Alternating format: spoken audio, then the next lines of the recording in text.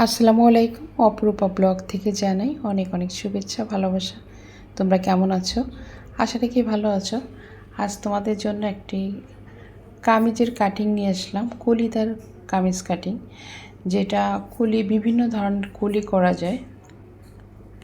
3 কলি, 6 কলি, 8 কলি, 12 কলি, 16 কলি, 22 কলি, অনেক কলি করা যায়, শুধু খালি সূত্রটা জানা থাকলে। তাহলে বন্ধুরা চলো, আজ আমি দেখাবো কিভাবে আমি আজ 8 কলি দিয়ে যে পোড়াকটা তৈরি করেছি। এটা হচ্ছে সুতি কাপড়। আর কলিদার কামিজগুলো সাধারণত লিলেন, জর্জেট এই ধরনের কাপড়ে বেশি ভালো লাগে। আর সুতি যেটা একটু একটু ভারী কাপড়ে দেখতে সুন্দর লাগে কলিগুলো। তো দেখো কতটা ঘের হয়েছে। আমি কমপ্লিট করার পর তোমাদের দেখাচ্ছি। এবার চলো কিভাবে আমরা এই কাটিং করব আর কতটুকু কাপড় লাগবে। আমি এখানে কাপড় নিয়েছি 2.5 হাত বহরের 3 গজ কাপড় নিয়েছি। তোমরা 2 হাত বহরেরও কাপড় নিতে পারো, তবে কলিদার জামাগুলো যদি 2.5 হাত বহরের কাপড় হয় তাহলে ঘেরটা একটু বেশি আসে, কারণ কলিদার মানেই তো ঘের বেশি আর দেখতেও সুন্দর লাগে পোড়াকগুলো। তো এবার আমি উপরে টপস পার্টটা কেটে নেব। তো এটা আমি নিব 16 ইঞ্চি, আমি যার জন্য তৈরি করব সে লম্বা। এটার জন্য 16 ইঞ্চি নিয়েছি, 15 ইঞ্চি থাকবে আর 1 ইঞ্চি সেলাইয়ের জন্য। এখানে আমি গলার মাপ নিচ্ছি, পুট গলা যেটা বলে, এটা 3 ইঞ্চি। আর কাঁধ হচ্ছে 7 ইঞ্চি। আর কাঁধের মাপটা যার যার কাঁধ অনুযায়ী মাপটা আসে। আর এই নিচের যে বগল শেপটা, এটাও আমি 7 ইঞ্চিতে একটা মার্ক করে নেব।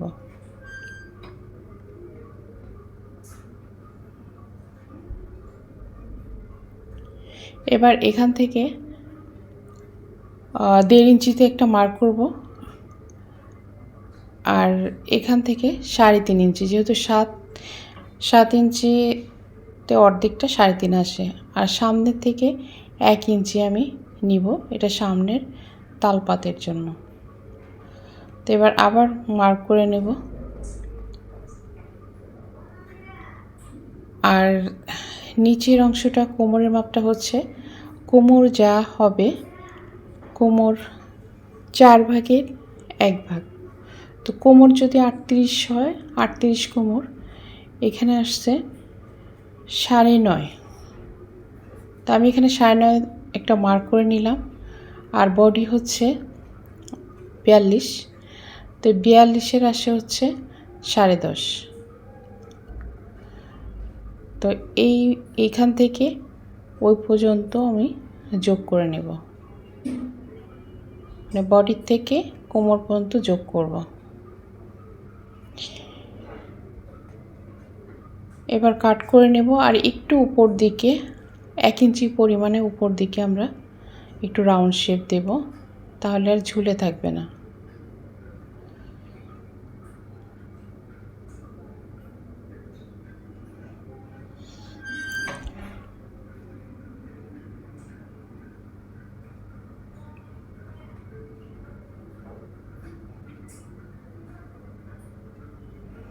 আর প্রত্যেকটা জায়গায় কাট করে নেবে, তাহলে সেলাই করতে সুবিধা হবে।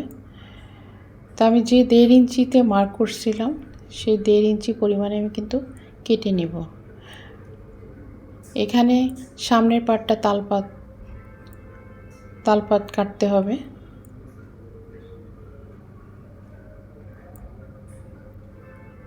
এখানে আমি একটু উঠিয়ে নেব।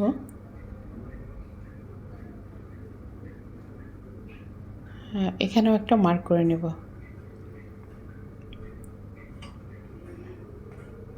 আমার সামনের পাটটা কাটা শেষ। এবার এইখান থেকে আমরা 15 ইঞ্চি বাদ দেবো, যেহেতু 1 ইঞ্চি, তো 1 ইঞ্চি উপরে হাফ ইঞ্চি যাবে, টোটালে 1 ইঞ্চি যাবে সেলাইতে। তো এখান থেকে 15 ইঞ্চি বাদ দিয়ে আমার লং যতটুকু, যার যার পছন্দ মতো যে যতটুকু লম্বা চাও সে সেভাবে নেবে। যেহেতু আমি এখানে সেলাই ধরে আমি 47 ইঞ্চি লম্বা রাখবো, সেই হিসাবে আমি কাপড়টা কেটে নেব। এটা হলো আমার হাতার জন্য।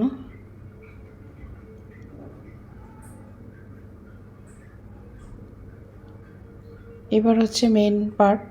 এখানে চারটা পার্ট আছে, যেহেতু দুইটা কাপড়, একটা কাপড়ে 2 ভাঁজ করলে 2 পার্ট হয়, আর দুইটা কাপড়ে 4 ভাঁজ করলে 4 পার্ট। এখানে 4টা পার্ট আছে।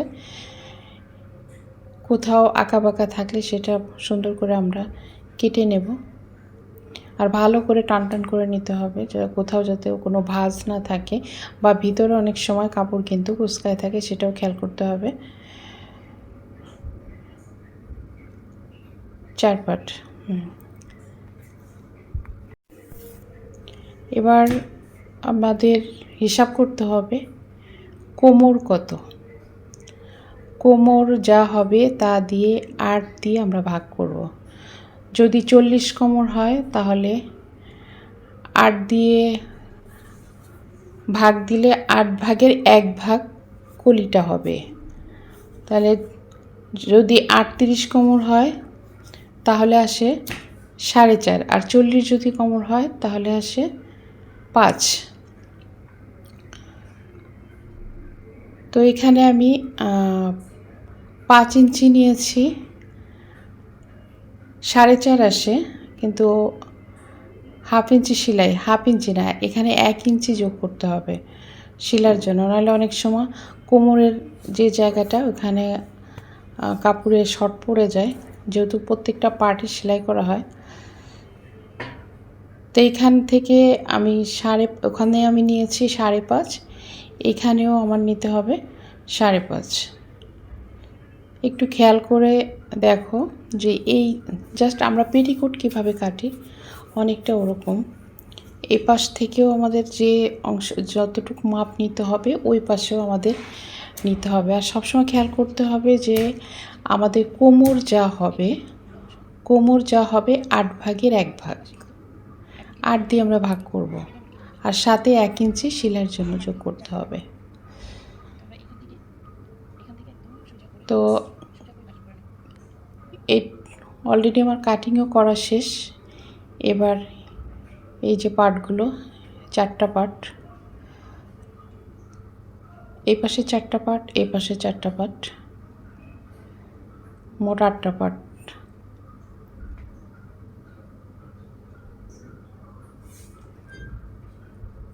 তোমরা এইভাবে 12 কলি, 16 কলি, 22 কলি, শুধু খালি এটুক সূত্রটা মনে রাখবে যে আমাদের কোমর যা আছে তার দিয়ে 8 দিয়ে আমরা ভাগ করব, যেটা আসবে সেভাবেই কলিটা আমরা বের করব। আশা করি আমার আজকের ভিডিওটি তোমাদের ভালো লাগবে, আর ভালো লাগলে অবশ্যই সামনে তোমাদের জন্য আরও কিছু দেখতে চাইলে আমি চেষ্টা করব সেই ভিডিওগুলো তৈরি করতে।